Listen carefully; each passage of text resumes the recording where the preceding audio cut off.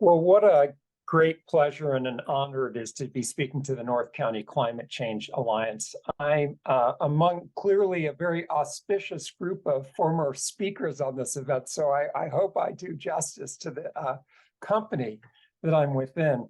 Let me start by just expressing thanks to Merrill and Janice for hosting this this evening, and to Joe Hood and Dave Rice of the UN Association of Orange County for inviting me to talk to you this evening, and for inviting our team to collaborate with them on an exploration, as Dave explained, of how we might launch community environmental dashboards in Southern California. It's a very exciting opportunity, and it's a neat group that I feel honored to be part of. The dashboards I'm going to talk about tonight are a communications technology and an approach designed for organizations and for whole communities that combines visualization of real-time resource flows and environmental conditions with the voices of community members to engage, educate, motivate, and empower environmental stewardship and community resilience. As Dave mentioned, my day job for the last 23 years has been as a professor of environmental studies and biology at Oberlin College, but I'm super excited about our latest venture enterprise, Community Hub.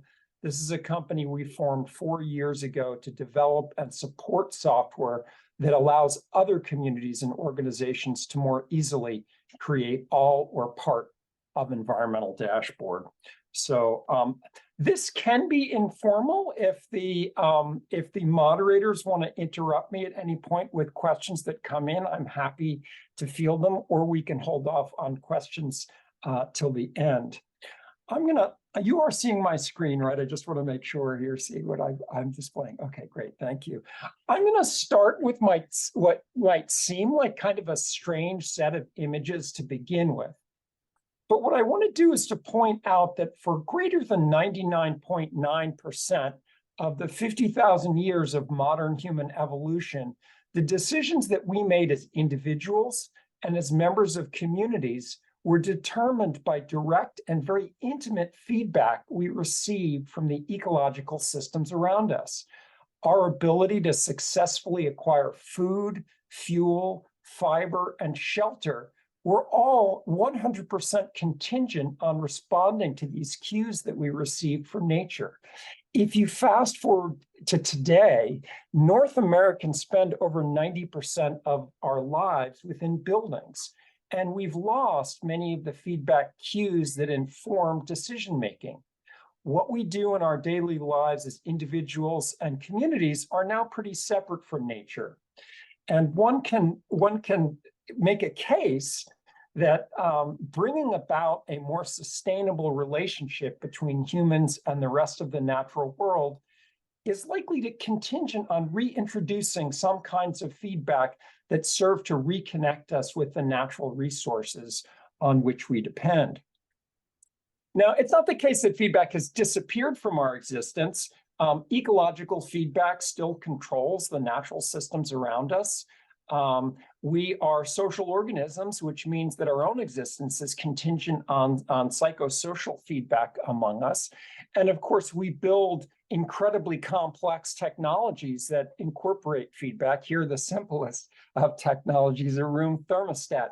So we continue to be surrounded by feedback systems, but this connectedness between the ecological, the psychosocial, and the technological feedback has become separated at this point. So the question arises, can we learn how to reconnect that feedback, combine information about our impact on the natural environment in ways that empower people and strengthen community? And in many ways, as I discussed in a previous talk, this is very connected with the Sustainable Development Goals, all of which are designed to link and connect these important factors that are going to contribute to building a more sustainable and resilient system.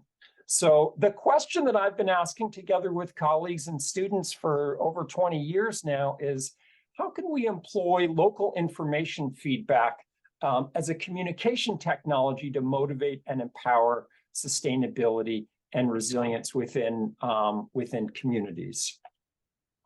And really, in some ways, you can think of this goal as being to develop technologies and approaches that promote systems thinking.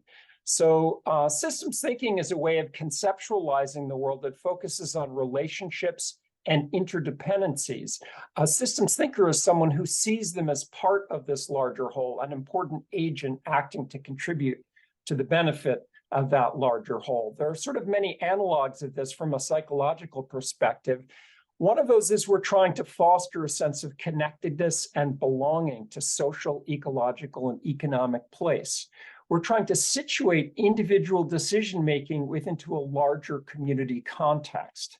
We're trying to share and celebrate the good things that are already taking place within communities to try to leverage the power of social norms to ratchet up positive behavior. We're trying to promote environmental literacy. And at the end of the day, we're interested in changing behavior to advance the goal of sustainability and resilience.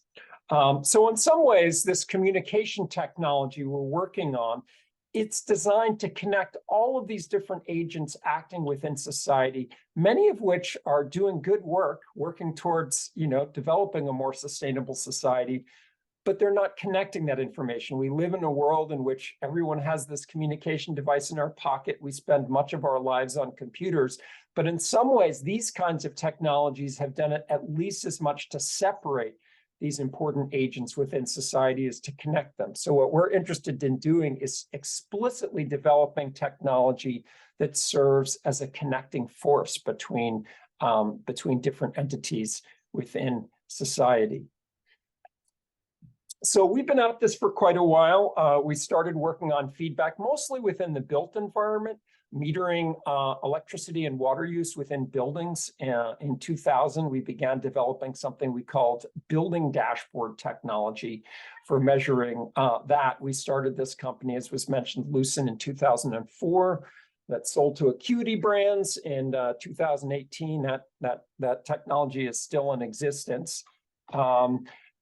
We received significant funding from a variety of different sources. In 2008, we received a large grant from Great Lakes Protection Fund to develop communications technology to enhance the health of the Great Lakes ecosystems. And that's all resulted in developing a series of different technologies, which I'll talk about: building dashboard, citywide dashboard, community voices, calendars, jobs board. And as was mentioned, we started Community Hub in 2018. We've been fortunate to receive some nice PR from a variety of different sources. So that's a nice thing. I just want to say a little bit about how the technology works. At the core of the technology is something we call the hub, and that's sort of the software that we use to gather information from a host of different sources. In our world, real-time information is very important. So we can gather information, for instance, on buildings, electricity, water, gas use in buildings, and turn that data, translate that data into a form that's easily accessible and empowering to a non-technical audience. And again, we use something called building dashboard when we're talking about using data from buildings. We also gather data, publicly available data, from a variety of sources, such as EPA air quality stations, buoys, water quality monitoring systems, to insert that into our mix and develop what we call Citywide Dashboard. But a lot of our work is also about gathering social data, what real people are doing to improve their communities, and translating that into information that collectively engages people. We see ourselves fundamentally as storytellers, trying to convey the kinds of stories that are going to empower people. So I won't say a whole lot about our team. This is actually, it's gotten bigger since I made this slide, but we're a little startup right now. We've got 10 people working for Community Hub right now. Plus a bunch of Oberlin students who work for us too. We see digital signage as a really important communication technology because it puts information in people's face in the spaces they live, work, and play. So a lot of our emphasis in terms of communicating that information has been installing digital signs. We have a little community in Oberlin of 8,000 people, and we've got 23 screens installed in the downtown. You can't walk anywhere. You cannot spend a day in Oberlin without encountering environmental dashboard screens within our community. One of the neat things about our digital signage software is that you can scan a barcode underneath displays, open a phone app, and that phone app will allow you to control the content on that screen. So if you were in a grocery store at the checkout counter in Oberlin or in Cleveland, you could you'd be looking up at a big screen above you, and you could scan a barcode and look at events going on in the community or jobs or anything you want to look at. We do embed this content into websites. That's important as well. But the digital signage is kind of key to what we do. Newsletters, we do that too. So I want to talk a little bit briefly about the components, go through them in a little bit more detail to give you a little bit of a sense of what kind of content we're putting on the screens. Building dashboard is the component that monitors and displays resource use within the built environment, individual buildings, groups of buildings, organizations. Citywide dashboard is kind of a animated cartoon animated by real-time resource flows and environmental conditions within whole communities. Community voices is a combination of images and words drawn from interviews and other sources. It's designed to, again, feature people who are doing good work in communities and let them tell the story of their good work. We have neighborhood calendars and jobs boards that are crowdsourced. So very easy for anyone in a community to post information. It does get vetted, so we don't get nasty spam up there, but then it's live on signs and goes out in newsletters. We host a variety of story content. I'll talk a little bit more about that when I talk about an exhibit we host at Great Lakes Science Center. And then every screen has a certain amount of location-specific content. Content is just displayed on that screen that is managed by whoever is hosting that screen. So Dave's happens to be a grocery store in Cleveland that has a display. So I'm going to say a little bit more about each of these technologies. Again, Building Dashboard is the first thing we started working on way back in 2000. This is technology that monitors and displays and compares real-time resource use in buildings, in schools, businesses, public facilities. And this is a little screen video of it. That little squirrel on the right is happy when resource use is low relative to what it normally is at this time of day. And it's sad when resource use is high relative to what it normally is. We have a fish character that exhibits different behavior based on water use. And that little cartoon character is actually extraordinarily researched. If people want to ask me about some of the research we've done on this, I'd love to dive deep into that. But I will just say that we have done controlled research on schools that have that character and found that that character's behavior actually rewires kids' thinking about resource use. In schools that have the technology installed, if you ask the kids, how do you feel when electricity or water use is high in your schools? They will tell you, I feel sad. Whereas kids in other schools, you ask them about what happens if resource use is high. There's no emotional response whatsoever. One of the most interesting things we actually found about our research on the impact of the character is it actually stimulates people to think about collective action. When you ask kids what they're going to do about high levels of resource use, the kids in schools with the dashboard use collective pronouns. They talk about, we're going to do this, we're going to do that. Whereas kids in our comparison school say, I'm going to do this, I'm going to do that. And that's a little piece of the systems thinking I'm talking about, that sense of the collective impact. Citywide dashboard. So this is a photograph you're looking at. John, excuse me. Could you just say a little more about Building Dashboard in the sense of what are some examples of the benefits that the community has seen or the building has seen because the data is there, because the displays and information are there. Maybe you could talk a little bit about the contests and that kind of thing. Okay. One thing that we do is we run resource use reduction competitions among metered entities. So, for instance, this last year, we ran a competition in which all of the dormitories on Oberlin College campus competed with each other. I think it's around 40 dorms. They all competed against each other to see which one could reduce electricity and water use by the largest percent. The schools in Oberlin had a concurrent competition. They competed against themselves. They didn't compete against the dorms. And then we also, for the first time this year, had a bunch of metered city buildings. So a community center, the public library, the fire station, believe it or not, participated. And then the school board offices all participated in this. So we had a large collective goal for the city of reducing our electricity use during a 2-week competition by 10,000 kilowatt hours and our water by 10,000 gallons. And so you see a lot of really interesting behaviors taking place there. But I'll just offer one anecdote on a public school competition from a couple of years back that was pretty exciting.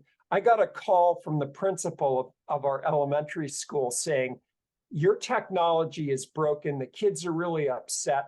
The fish has been exhibiting erratic behavior, and the kids you got to do something because the kids are upset." And you get upset children. This is K through 4th graders.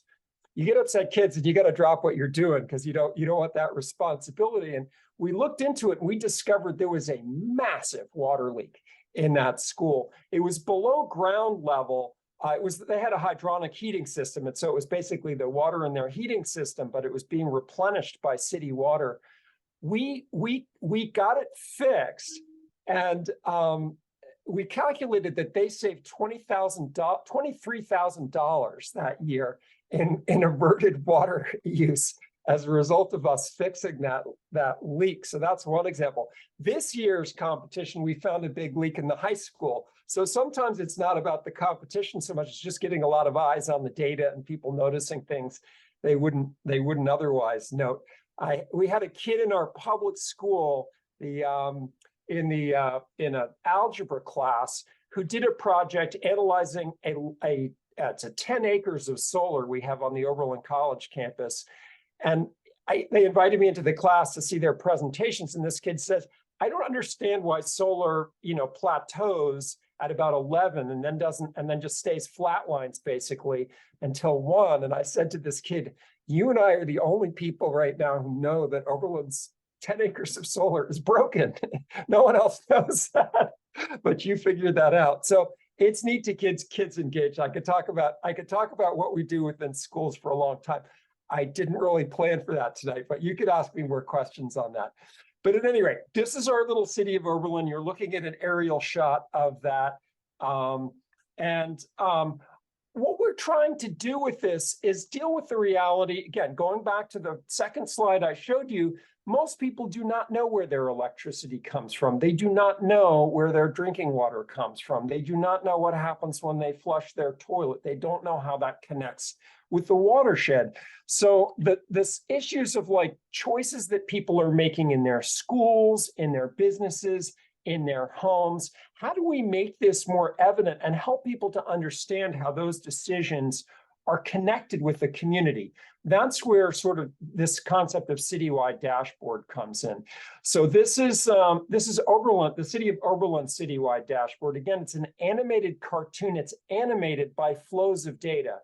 We have tapped into data from our municipal electricity system, from our drinking water system, from our wastewater system. We gather data from them at every minute. We collect data from those facilities. We have automated sensors installed within our local drainage basin, Plum Creek in Oberlin, that measure water quality in real time. All of that information is displayed on the sign. This is our fish character you're seeing at the top here. The fish and the squirrel will give messages that have certain probabilities based on what levels of resource use or environmental conditions are, so that they're communicating to you information, helping to situate you within this larger whole. We very intentionally situate that house front and center to try to communicate this is about decisions that you are making that are sort of spiraling up to affect the system as a whole. This, just for comparison, is a little pixelated view of it. It's another video screenshot. This is our Cleveland citywide dashboard. So we have the same kind of setup. The river system here is the river system in Cleveland. So anyone in Cleveland would recognize that. The skyline in that little island in the upper right is the Cleveland skyline. So anyone in Cleveland would see this and say, yeah, this is my city. And they'd see that animated resource use. In this case, we're sort of opportunists in terms of data. We've got an EPA air quality station that we tap into. So you're seeing that data. We gather that data every 15 minutes. They upload new data. So that's, you know, when the smoke came down from Canada this spring, you could see that on the dashboard, the elevated particulate levels and that sort of thing. Again, it's all about sort of building this connection. Again, we have done a lot of research on the impact of Citywide Dashboard. And bottom line is it really does foster a stronger sense of belonging to the community. I don't want to spend a whole lot of time talking about the calendar and the jobs board, except to say we actually think it's pretty important to provide an opportunity for people within communities to easily promote local events going on. You don't need to be an organization. Anyone can get online and post an event to our community calendar. You know, we obviously host different community calendars in different places, but they can post to that.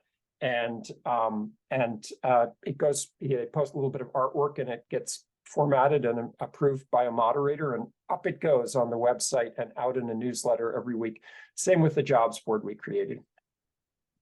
So I want to talk a little bit about community voices component of the project. So again, this is the piece of the cycling content that goes by that focuses on connecting the actions of community members and partners. So it combines images, the thoughts, the ideas of community members to celebrate stewardship. Those little icons on the bottom there represent the 6 different categories of content that we host in Oberlin. It's a slightly different set of content we host in Cleveland, but those are the little images we use for Oberlin. This is just sort of sampling of some of the content.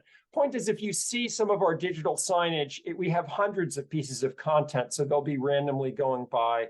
And they're all designed to promote pro-environmental, pro-community behavior. The neighbors section focuses on sort of neighborhood level initiatives. Heritage focuses on the historic legacy of a community. We happen to be a community that likes bicycles. Downtown focuses on, you know, promoting shopping local and what local businesses are doing. So promoting local economic development. Natural Oberlin focuses on, you know, people enjoying nature within the community. Next generation focuses is either from kids or about kids, focusing on their important role in thinking about their future. Climate action focuses on the things people are doing to address climate change within communities. This is our solar rays. More climate action. Just a sampling of some of that content. We've been doing a lot of beefing up our climate action content, so got a lot of climate action slides here. All right, so we have this technology installed in a bunch of different contexts. Different communities and organizations are installing different pieces and parts of the technology, so not everyone is doing everything. But I want to give you some kind of examples of that playing out. At Oberlin College, we've started developing again this system in 2000. At this point, we have basically all of the buildings on campus metered for electricity and water use. We just are doing a big initiative to run the campus on geothermal so we can achieve our climate neutral goals of 2025. We're going to come darn close to achieving that goal. But because we're installing a large geothermal system, we're going to be tracking all of the heat flows into and out of every building, which is really pretty neat. We have 12 digital signs on campus. We also have something slightly side technology we call environmental orbs. That little ball on the right there, we have those installed in every dorm. It's kind of what I would call ambient feedback. It requires very low cognitive processing. That ball glows different colors depending on how much electricity and water you're using relative to what you normally use at this time of day. So if it's glowing a bright red, you're using a lot more electricity than that dorm normally uses right now. And it's a great way of just keeping people engaged. The middle one there is actually digital signage in our elementary school, our display there. And then the one on the bottom left, that's actually one of our earliest installs in our Environmental Studies Center. We have a contract with the City of Oberlin to help promote their climate action plan. So we've got, I've talked a little bit about some of the metering we have there, but we have 23 signs installed all over Oberlin. We really wanted to capture and reach the full diversity of the Oberlin community. So all the schools, the library, food pantry, a lot of businesses, city hall, fire stations, retirement communities, churches, etc. You can't walk through Oberlin without interacting with the signs. So yeah, we're very pleased to have partnered with the City of Oberlin and to promote their climate action plan. Yeah, and I said a little bit about K through 12 schools. These are just some photos of some of our metering in the schools. We metered the bejesus out of our new elementary school. We have, I think, 44 sensors installed. We can display electricity use at the level of individual classrooms in that school and separate out light loads, plug loads, heating loads. We're really trying to build that into the curriculum in that school. Just as an aside, we're working in a number of different school systems, and we really see this as an opportunity to use the schools themselves, not just as places in which learning occurs, but the actual facilities as part of the laboratory, and using real-time data to provide really authentic STEM learning experiences within schools. Again, I could talk quite a bit about what we're doing in schools if people wanted me to, but that's about what I'll say about schools now. So this is, again, this is sort of our history. We have quite a few partners in Cleveland that we've developed over the last decade. And I think this is really key to thinking about building out this technology in a new community, is sort of trying to figure out who are the right partners to connect with within a community. And we're fortunate in Cleveland to have, a lot of different organizations that are interested in the environment and are enthusiastic about a technology that sort of pulls this work together and gets it out to people. So there are sort of three different partners that actually have installations: Great Lakes Science Center, Metro Parks Watershed Stewardship Center. And then one of the things we're most excited about is kind of reproducing the whole neighborhood level dashboards in a inner Cleveland community called Midtown, which we're excited about. But I do want to put in a plug in for including museums as partners in this sort of thing, because it turns out there's been a bunch of research in the last few years that demonstrates that museums are among the most, in a time when climate is obviously become this politicized thing, there's no more trusted entity than museums. Basically, they're second to friends and family in terms of being trusted sources of information. So they are really key partners in this. They are above scientists, NGOs, local news, national news, government, business, social media. They're way up there. So just a plug for the importance of that. Here's Great Lakes Science Center. It's right on Lake Erie. Here's our dashboard exhibit. They serve a median age of about 10 or 12.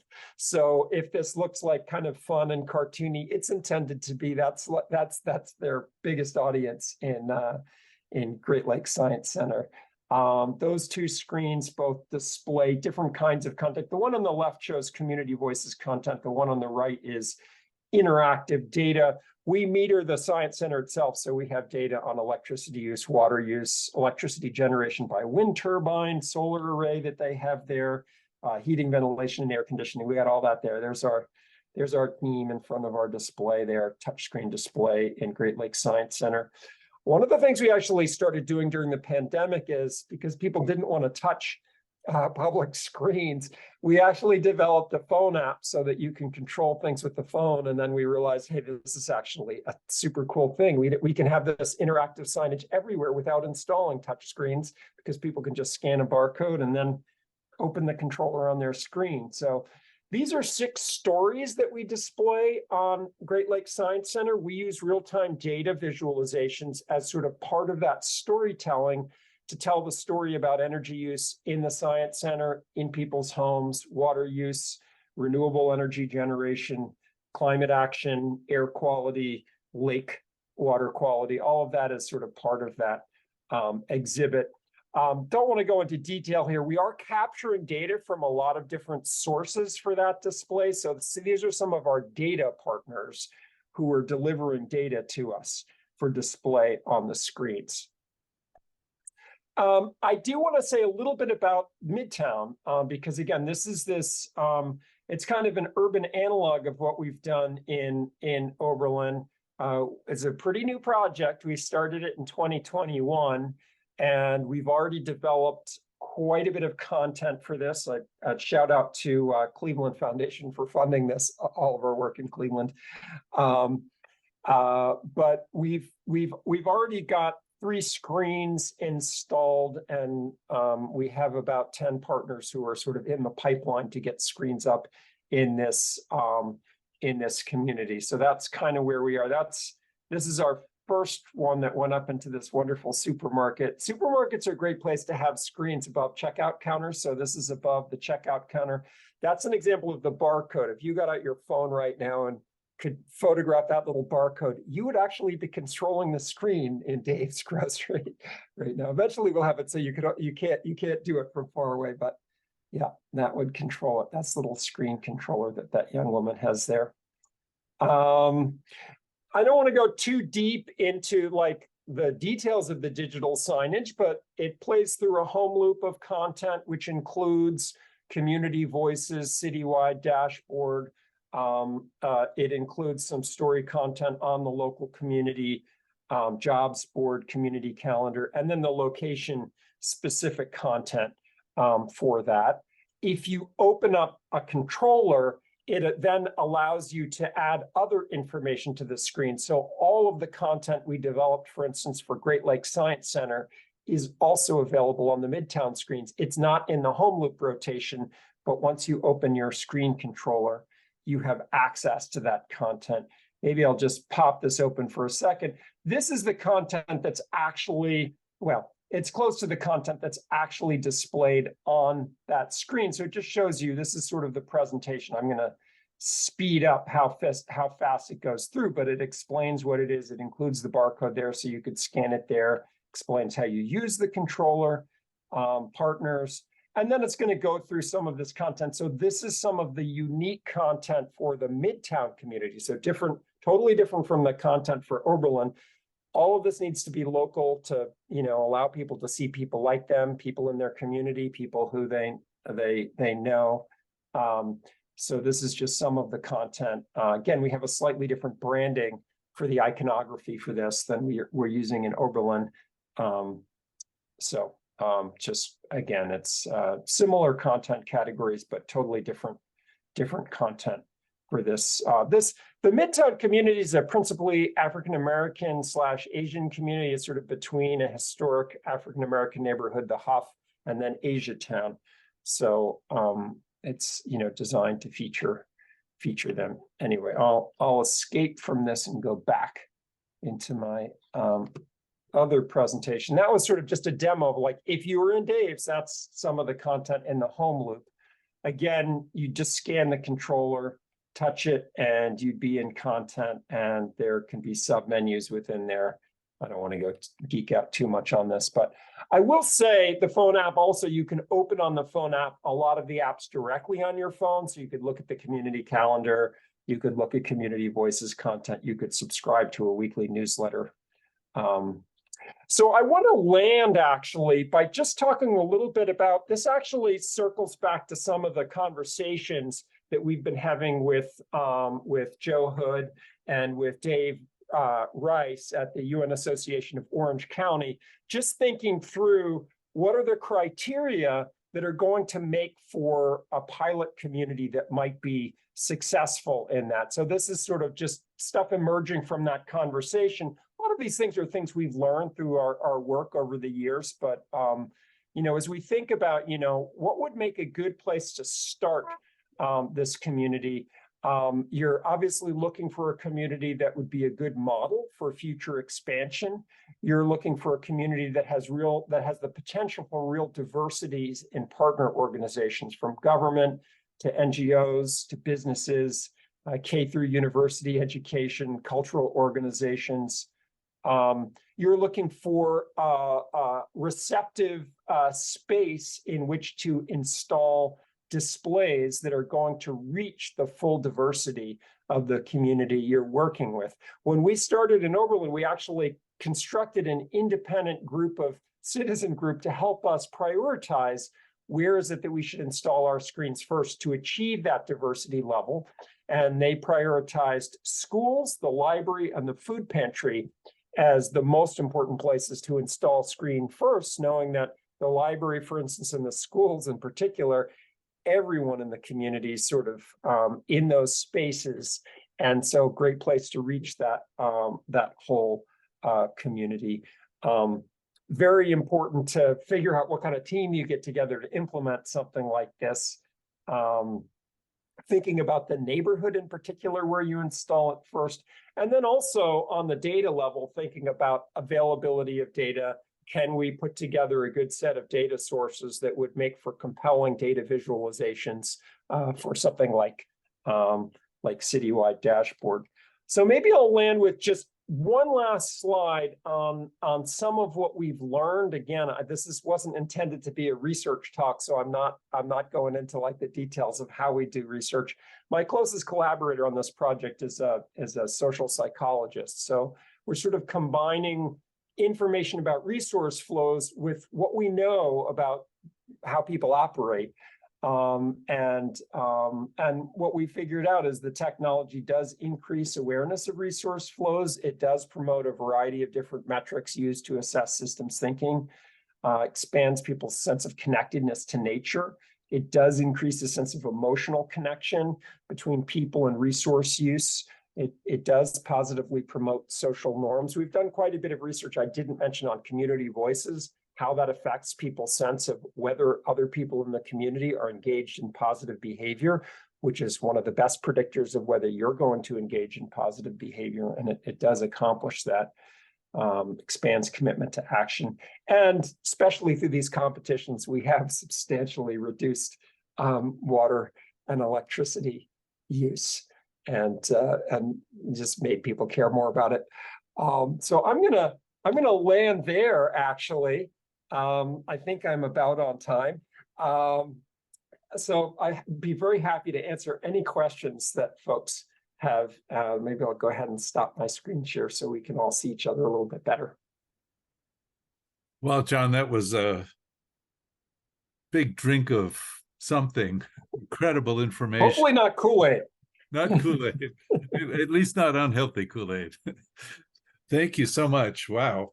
I might just begin with, how did you build the relationships with the sources of data? How do you do that? And have you run into organizations unwilling to provide data, or have data sources come to you somehow? That's a really, really good question. I think I used the word opportunistic before to say you can build an environmental dashboard, a citywide dashboard out of whatever you got. Because at some level, our goal is to put enough real-time data up there so that people have this sense of immediacy and this sense of the connected immediacy. In Oberlin, we are fortunate to have a community that has municipal electric and municipal water systems. And I think that my experience in working with communities that have commercial electrical is that they're not very receptive to sharing data. I believe, as I think we've discussed a little bit, I believe you have some legislation in California that does require people to make data available on utilities. You know, there's no magic to this, to relationship building, as you well know, Joe. It is relationship building. Some people are much more amenable than others. Some people are concerned about security issues. I think one of the issues we ran into with our wastewater, with our drinking water plant, was they were concerned about people's ability to hack through our system, which really wasn't going to be a thing. But in order for them to be comfortable delivering data to us, they take digital data, turn it into analog data. We take that analog data into our data loggers and turn it back into digital data.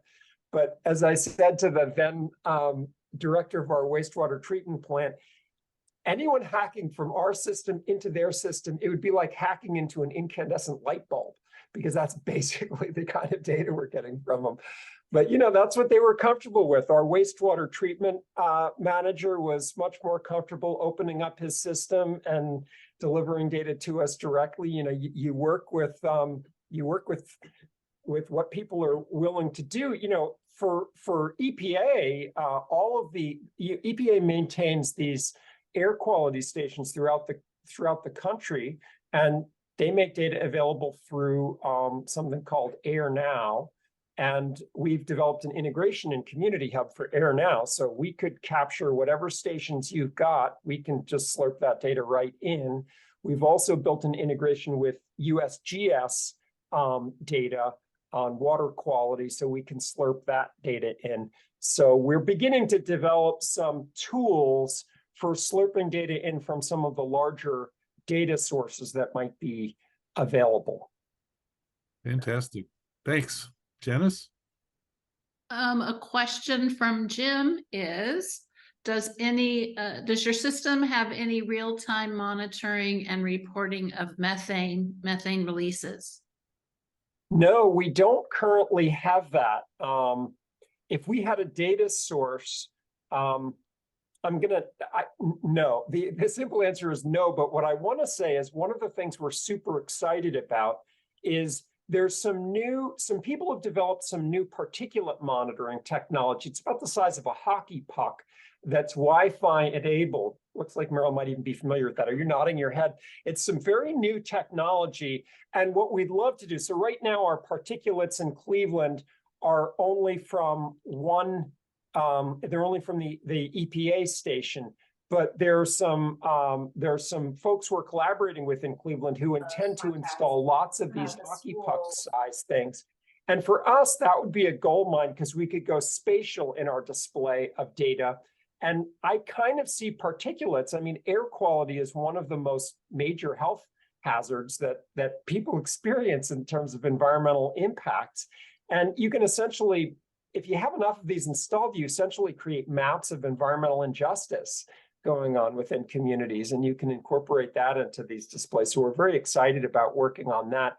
I know some people are working on similar kinds of methane metering stuff, but we haven't had the opportunity to measure that. No. Sounds like lots of great things are in the works for already, when you already have such great things happening. It's fantastic. Another question in the chat is regarding running analytics on the comparison of people's acceptance of the reality of climate change between communities that have been participating in your environmental dashboard installations versus non-participating municipalities within your region. That's a great question. That sounds like a big longitudinal question. I will say that we just launched this last year project, and that's why I was sort of like, I overrepresented climate action on the community voices slides because it's one of our most recent research projects. We're in a red state. I'm in a red state right now, not you, but I'm in a red state. And there's a lot of, Tea Partiers and whatnot here, a lot of climate skepticism. And so one of the things we're really trying to do is to develop a real diversity of different kinds of people talking about the positive climate actions they're taking. You may be familiar with the Yale Center on Climate Change Communication. They've done a lot of national polling, just exceptional research that organization does. And the statistics for Ohio are that 70% of our population, it's pretty much 70 for these three things. 70% believes in climate change, believes it's human caused, and believes we need to do something about it. So it's a substantial majority. But here's the thing, only 35% of people think that other people believe that. So there's this real disconnect between what people believe as individuals and what they think other people believe. And from a social normative perspective, that's a real problem because people's actions are much more based on what they think other people are doing. So we've initiated this big project to make it much more evident the diversity of different actions, positive actions people are taking to address climate change. And this last summer, we were involved in interviewing lots of people within the sort of 5-county Northeast Ohio region to develop that content.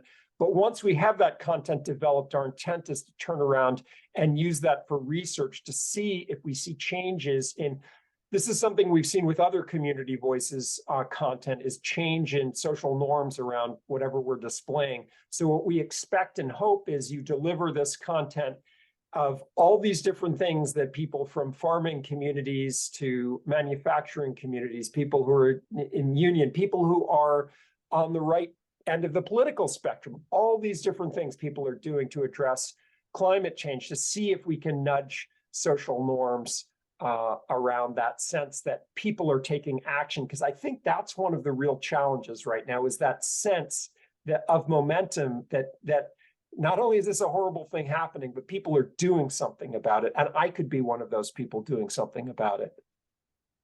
Sounds like that also addresses eco-anxiety, climate anxiety, and the apathy that comes along. Totally. We're scared for good reason. We should be scared, but we're also apoplectic, and we want to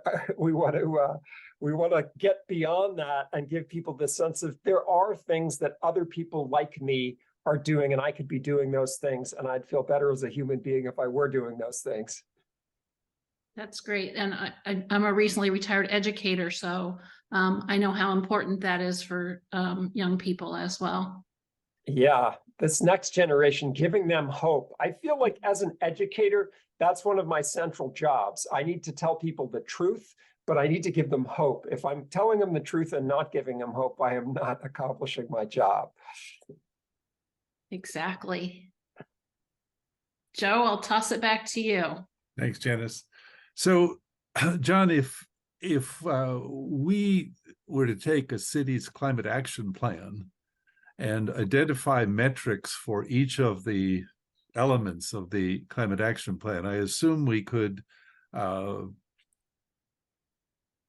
display data about any and all of the points that we could capture data about using the toolkit, or maybe expanding some of the data points or data sets types, but some of the data would be more static. For example, if you were monitoring tree canopy in a neighborhood, you don't plant trees every hour of every day, right? But still, over the course of months or a year, you would presumably change the tree canopy. Is there availability to display kind of static but changing data like that? Yeah, that's a really good question. I see it as kind of like a constellation of different kinds of information, some of which is a snapshot of a given moment in time. The community voices content, we're constantly adding new content, but each piece of each story, each micro story represented in that community voices content is static in the sense it was collected at one point. But I think it's that constellation of combining some real-time data with data that is, like for instance, with the promotion of the city's climate action plan, a lot of that information, we have a lot of good plans, and that becomes static once the report is produced. But putting that up there in combination with the real-time data, we think helps sort of like bridge that gap between, there's some data that you can update all the time, but it's a piece of the larger story of what's going on. And then you have data that you can update. And so I think there's that. I wanted to say one more thing though, which is we're beginning to sort of try to figure out how to incorporate more kind of citizen science into this. And that's inherently not going to be real-time data. But as an example of that, we have a local group that's doing, a local company that's been contracted with the city to do composting for the city. And they have a spreadsheet. Every week they track, how much compost they did. And so we haven't quite done it yet, but our intent is to put that data on the screen. So that's only getting updated once a week. So it's like this between stuff, but still it shows progress. We're moving in a direction, and I think it all works together. I don't think everything has to be instant. I think it's a constellation. Some stories move more slowly than other stories. Sure. Well, related to that, if we had a set of metrics in a climate action plan, we could presumably display, tell me if this is right, progress with respect to the targets of the climate action plan. If some element or elements of the plan are not being addressed, is there a mechanism to highlight that and say, hey, wait a minute, why are we ignoring this particular, whatever it is, goal? There could be. You're actually indirectly getting at something that I don't think you're intentionally asking, but it has to do with sort of the nature of the content. We have pretty intentionally so far on everything we've done tried to put the positive spin on things, not because there's not a need for people to get angry and complain about the bad things, but we just feel like if what you're trying to do is get eyes on a screen, we feel like Dashboard is mostly useful for telling a positive story rather than a negative story. Now you can say, something bad is happening, but people are overcoming that thing. We just kind of see our focus as being more on what we are doing than what we're not doing, just because if you put a bunch of negative stuff up, people have asked us, why don't you, there's all this bad stuff happening, why don't you put that on the screen? And our response is sort of, there's plenty of that out there. That's not really what's going to attract people when they're in a grocery store or a library to want to look at a screen or a school. So we're trying to tell the good stories, not to gloss over, and in our data, we're displaying carbon emissions. So you're seeing greenhouse gases, but we just, it's not quite the answer to your question, but it's a piece of the answer. So I think we'd frame it a little differently than you said. We wouldn't say what we're not achieving. We'd say we're doing really well in these categories, probably. Okay, thanks. Janice? You mentioned the composting and the inorganic waste. Is there a plan to track, organic waste? Is there a plan to track inorganic waste? We're somewhat limited on, actually, we have had some discussions with the city about doing that. I think that again could potentially be uploaded on a weekly basis, probably, because that's how they track it. Like to do that. Haven't gotten there yet. Marion asks, is there the potential for private business and other places such as churches to participate?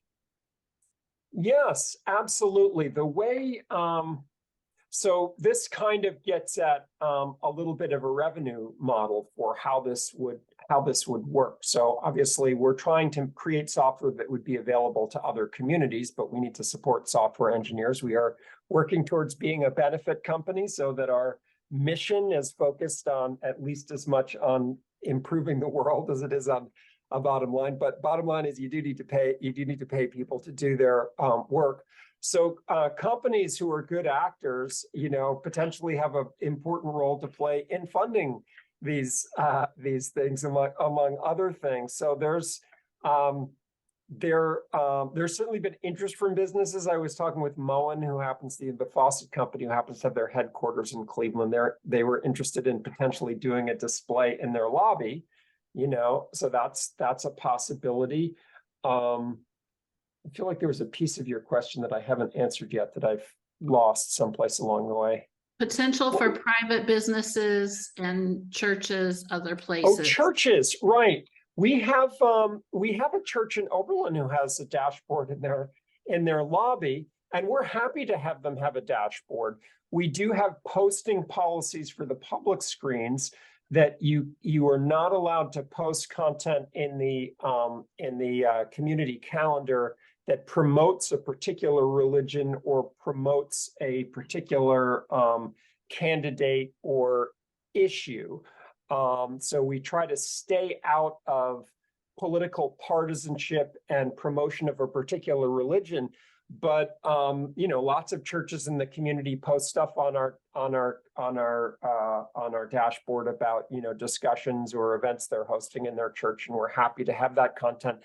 And since it's the first church in Oberlin, what is it? A congregational church. They have their own set of location-specific content on their screen, and we're happy to have them put whatever sort of promotion of their worshiping activities on that, because it's only on their screen.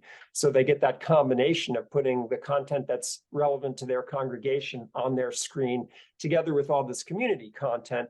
And I think for businesses, they basically get to co-brand their content. So the grocery store, we have a screen up in Oberlin, and the grocery store in Cleveland, they put advertisements for what's on sale at their grocery store on their screen. And that's fine with us because it's only on their screen. So we're happy to work with businesses, and the businesses are happy to work with us because there's all this community content on the screen, and then they're promoting their business. It's all good. Great. I want to visit Oberlin just to, log on to one of the screens and play with it. Yeah. So John, could you explore with us a little bit about what's happening in schools? What role do students have, and could the administrators use the community portion of the dashboard as a tool to communicate with parents about school relevant information, whatever that might be? Lots of it, I'm sure. Yeah, I'm gonna answer that question in a couple ways. One is that so it's possible to layer a series of presentations in the digital sign. So we've got these different schools, an elementary school, a middle school, and a high school. The superintendent of the school has a presentation that's displayed on all of those screens. So and it's only on those screens. And then the principal of each school can put content on just their screen. So it's kind of a layering of that content. That's the same with sort of city facilities. There are, I think, 5 different city municipal spaces that have screens in them. And the city has its own content it wants on all those screens. And then there's also content that's on each one of those screens. So that's a thing. The website, one of the things I didn't really emphasize is we use what we call web embeddables to share content among organizations. So multiple organizations can insert pieces and parts of the dashboard into their websites. For instance, the community calendar. If you go to the Oberlin Chamber of Commerce, basically their community calendar is really our community calendar. And, so you can embed content and share it that way. So I think that kind of gets at some of what you're saying. But one of the things that you made me think of is one piece of content we're developing is the capacity for our screens to be overridden by local emergency information. So we participate in an emergency information network called WENS. I think the company that does this is national. So you probably have, when something bad happens, sewer breaks or there's fire or something like that, we're going to give them the capacity to overrule the content on our screens and put emergency notices on our screens. And we'll be able to do that at a couple layers, a county level, but then also allow the chief of the fire station and the chief of police and the head of public works, all of them to sort of put content over our content if that seems important. So it's not quite the answer to your question, but your question made me think of that, because we do think from the perspective of building resilient communities, the ability to take emergency information and put it on screens is really important. Really makes a lot of sense. Just to follow on one little bit more then, what about what can students do, or what are the options for students as compared to, I guess you were talking about administrators and decision makers there, but now in the classroom?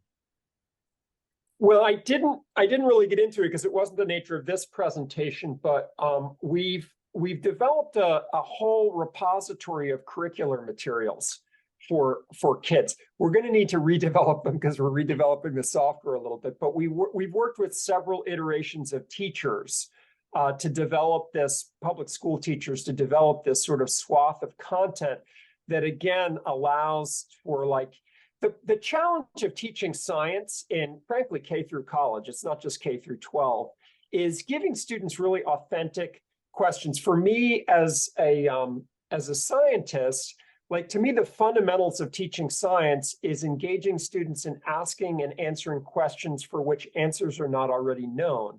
And almost all the science teaching we do in schools is prepackaged experiments at best, where we already know the answers as educators.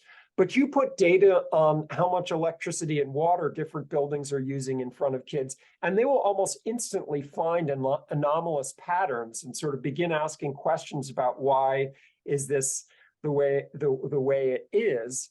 And that's the essence of science. And it's a kind of science we have a lot of difficulty teaching in schools. Just one tiny example of that, going into a high school math class one day and teaching them how to use the tools in the online version of the dashboard, and noticing that electricity use was high in the school and stayed high the night before.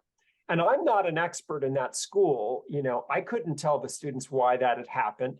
But because we had sub-metering in that school, we were able to say, well, where did that happen? And they were able to figure out it happened in the gymnasium.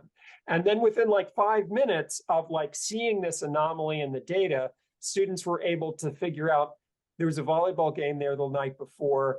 They must have left the lights on in there. And we could have a policy where the janitor goes by and turns the lights off. So they've gone all the way from identifying anomalous behavior, asking a question about it, to actually answering that question in about 10 minutes. And that's probably the deepest level of STEM learning they'll do in that high school, because it's genuine asking and answering questions. That's cool. Janice? Since we're talking about students, Isabel mentioned in the chat that as an 18-year-old, and this was when we were talking about how important it is to highlight the positive things that are happening and the people who are doing great things in the world. And she just mentioned how that means a lot to her, and it was important for her to hear. Thank you, Isabel, for that comment. Thank you, Isabel. I'm with you. And then, oh, sorry. You go, Jen. It's fine. Yeah, so Jim asked another question. Do you present real-time nature-based carbon sequestration for the region? I don't know how to get that data. If you could tell me how I could get that data, I'd love to display it.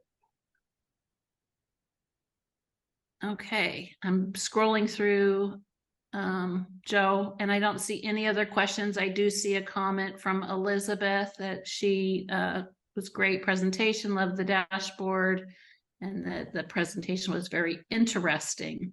Oh, Marion just threw in a question. With such tight budgets, what are some ways to fund this? It's a good question. I'm working on the answer to that question. Because I think, my challenge really has been, a lot of the work I've done has been grant funded, and I've written a lot of grants to get the money to do these things. That's not, at the end of the day, sustainable. It's one of the reasons I was really pleased to have the city of Oberlin kicking in funds. I think figuring out the revenue model to allow this to happen is key. I think, again, there are a lot of responsible corporations out there. I think sponsorship from responsible corporations is, that's a possibility. We're one of the installations we have is in Toledo Public Schools. They've got 44 schools that we collect data on. It's a much bigger school system than Oberlin. They're hardwiring it into their budget, so it's possible to do that. Yeah, money's always a good question. Just is the last question for the moment, John. Are there any special do's or don'ts that we've overlooked that you'd like to express your thoughts about? One thing I always like to say is people expect, this is going to seem like a really strange thing for me to say after this talk. People expect technology to solve problems. I don't actually believe that it does. I believe that technology, in concert with very intense efforts by human beings and very intentional programming that integrates that technology, is what solves problems. But I think people sometimes will see something like this and they'll say, if we just purchase that, we'll be good. And it's never that simple. It's always, this is a tiny piece of this very large puzzle.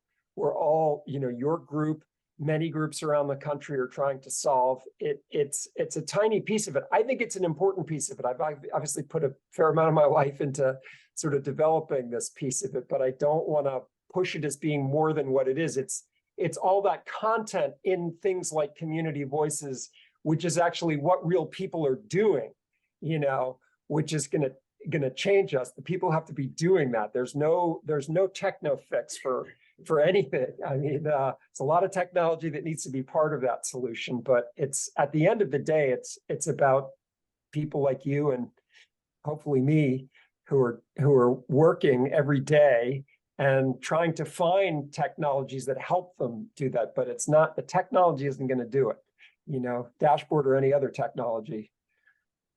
And it's using the technology to tell the stories. And yes. Tell them in such a way that people will engage with them. Yeah, it's all about storytelling. That's one of the things I feel like I've learned in life. Is it really, Pete Seeger has this great quote from Pete Seeger.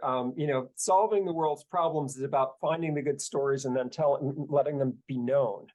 I do think that's true. We need to find all of the good stories, and there are a lot of good stories, and make them the things people are acting on. Fantastic. Well, John, there's one more question, Joe, from Chris. Please. Chris would like to know how much you relied on the city of Oberlin's resources in the form of people and time versus hiring your own resources, volunteers, etc. I'd say it was a real concert of initiatives. I do happen to be fortunate to teach at Oberlin College, and we've got a wonderful group of students here who have done a lot of work on interviewing, for instance. And for me, again, going back to sort of education, for me to be able to create an opportunity where my students have a reason to interview a lot of people in the local community, but in Northeast Ohio in general, is such a win-win, because I think students, college students, sometimes get the sense that they're developing this expertise, but I think giving them the opportunity to shut up and listen to people in the community who are doing cool things is incredibly powerful and valuable for them to learn about what a lot of people, some of whom don't have college educations, are doing to solve our problems. Is just very, very powerful. Oh, it's beautiful, John. Thank you. And thank you so much for your time. Marion, could you? Sure. I'd like to make a couple of comments before we all go about the rest of our evenings. First, John, thank you so much for a really great presentation. I loved the graphics and the illustrations. I have to tell you, I have bonded to that squirrel already. So it's a very, very effective thing. I also kind of brought up the whole funding thing because we're actually doing a talk next month about public banks. And it occurred to me that public banks might be a way to go in getting funding. So I thought that it was a good tie-in to that. And also, too, we really do appreciate your time. And we always like to thank our speakers with this particular gift. And what we have done for you is we bought you a tree in your honor. How nice. Yes, and this is going to be planted in an area in California that was burned out by the forest fires that we had a few years ago. So again, thank you so much. And thank you to everybody who came tonight. And hopefully we will stay in touch. This is something I'm excited about. I want to see, I want this to happen here. And so we'll see you next month, everybody. So thank you. Thank you Take all. care. Thanks especially. Thank you guys for the Thank you, opportunity. Love Tom. talking with you. Bye. Take care. Very cool. Yeah. Thank you. Night.